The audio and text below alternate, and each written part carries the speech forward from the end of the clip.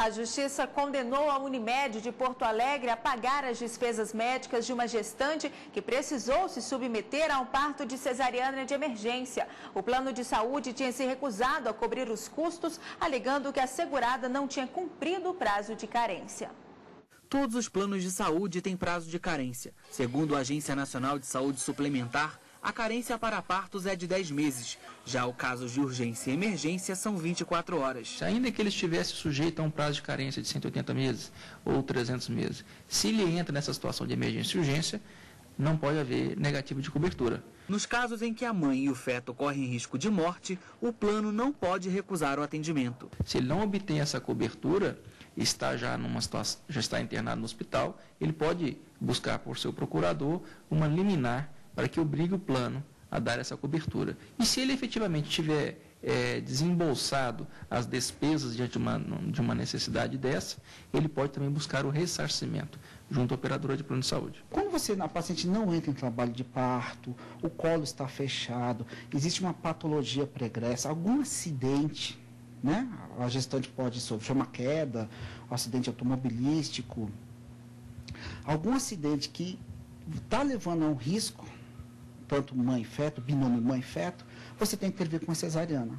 A escolha pelo tipo de parto deve ser feita entre o médico e a gestante. Diversos fatores, como a saúde clínica da mulher, os riscos e benefícios, são analisados antes de fazer a opção, explica o obstetra, que fala também sobre os fatores que levam uma gestação a ser de risco. Geralmente, a mãe, né, a gestante, procura um profissional que ela goste, contrata o profissional, né, faz o pré-natal e comunica ao plano: olha, o meu profissional não aceita o seu plano, alguns planos de saúde ressarcem, né, ela pega um recibo, ressarce o valor que o plano pagaria, no caso do parto para ela, ou então avisa o colega médico, não cobra os honorários, evidente que ele não é credenciado, o plano de saúde paga a sua parte hospitalar, a parte de hotelaria, dos medicamentos que porventura foram utilizados durante esse parto. No Rio Grande do Sul, a Justiça condenou a Unimed Porto Alegre a reembolsar as despesas médicas com uma cesariana de urgência. A gestante, na 38ª semana,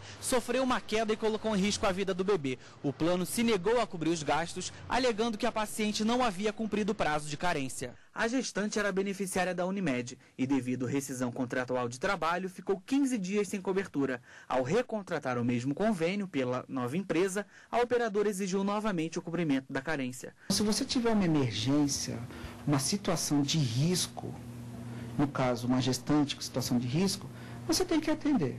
Você tem que atender, fazer o procedimento, esquecer a questão financeira, algumas outras questões. Você tem que fazer o que é melhor para o bem-estar do paciente.